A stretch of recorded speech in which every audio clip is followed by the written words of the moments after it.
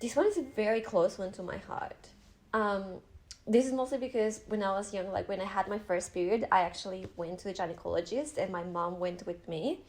And because I was so young, and it was actually very difficult for me to talk with the doctor, talk with my mom, and then in the same room, and at the same time talking about all the things related to sexual. I felt like I was a teenager, so I shouldn't even know about the stuff. So throughout the years, and especially when I came to Australia and I had to start going to the doctor by myself, I feel that I learned a lot on how to talk to my doctor and being very honest with him or her. And one of the things that I learned, or like my personal tips, is that don't be afraid. And second of all, please be comfortable with your GP. Build a relationship with your GP. Talk to them as if they were a friend. Tell them how you feel, tell them your concerns, ask them a lot of questions. I know asking questions is very hard, especially around sexual health. Like, it's so hard. But remember that you are taking care of yourself. You really need to look out for yourself, and it's your future. And nobody else can take care of yourself the way that you only take care of yourself. So definitely be very honest. Ask all the questions. There's no stupid questions in this case because there has been so much taboos about sexual health and personal and wealth health. So asking questions is the way to go. What do you think, Emily? Like, do you have any other tips? Yeah, no, I really loved what you said around asking questions. It's difficult for most people to talk about their sexual and reproductive health. And knowing sort of what to ask or knowing what you want out of the appointment is usually a good place to start. So if you're wanting to sort of figure out what contraception methods would work best, potentially you could go in and ask about a few specific ones that you've researched on our website. If you're wondering, if something's not quite right, if you've got some symptoms or something, you could go in and say, I think it's time for my yearly STI test. Doctors should really respect the fact that you're taking a lot of initiative for your sexual and reproductive health. And in Australia, it's actually quite normal as well for a lot of doctors to bring it up when you're there for an appointment for something else. So that's actually something that does happen a lot. You don't need to be super alarmed if that does happen. So you might be there for like a foot injury or a headache or something, and they might ask, so when was the last time you had a cervical screen? Or are you due for an STI test yet? Or what birth control are you on? So that's something that's quite normal as well, because sexual health is seen as a really normal part of your overall health. So that's just something to keep in mind. The other thing to keep in mind is that if you're in a situation where you don't feel comfortable with what the doctor's saying, or if your doctor's actually refusing to help you access something like abortion or contraception, then just remember that you do have rights as a patient.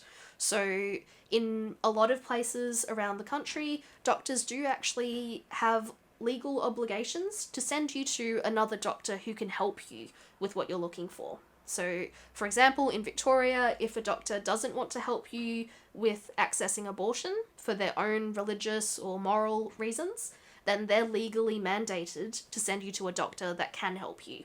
So it's always good to know that if you don't have that good a relationship with your doctor, there's other doctors out there that can help you and that you do have rights that deserve to be protected. I think it's really important that you brought the rights back because as international students, we come in a situation that we really don't know much about the laws or what is our situation in Australia.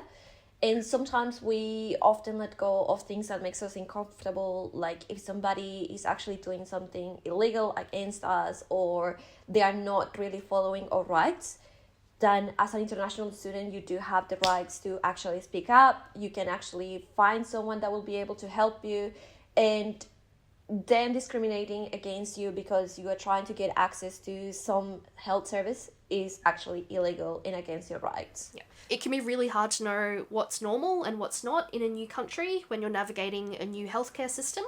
And it can be really hard to know basically what you should do if you feel like your rights haven't been upheld.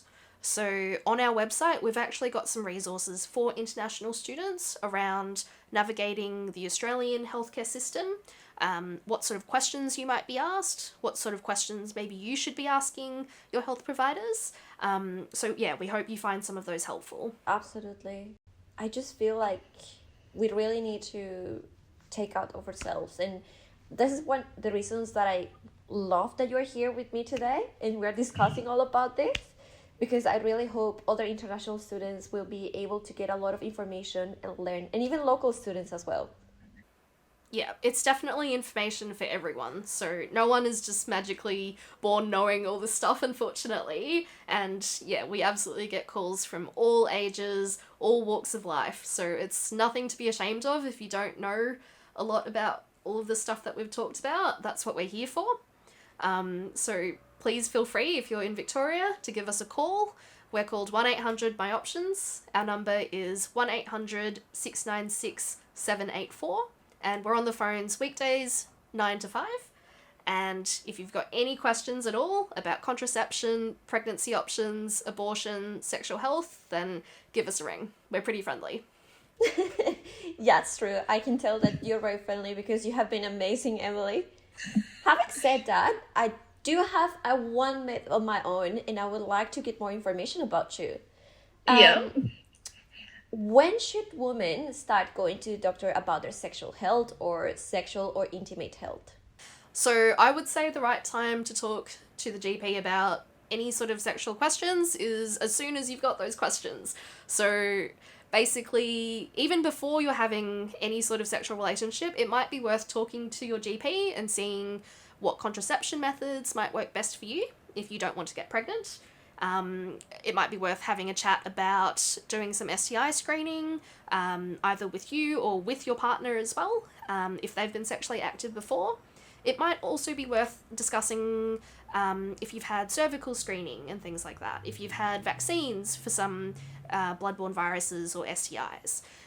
If you've got any anxieties around what the sexual relationship will look like, if you've got any concerns around STI management, if the other person potentially is positive to some STIs, all of those things can be things that you bring up with your GP, and it will make basically some of those questions or some of those anxieties you might have around starting a sexual relationship hopefully a little bit easier to manage, knowing that you've got professional advice and you're not just sort of reading lots of different opinions on the internet or something like that.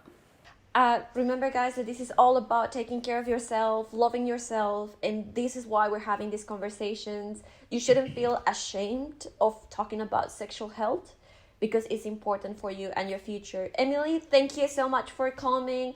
Thank you so much for having me, and yeah, look after yourself. Bye! Bye!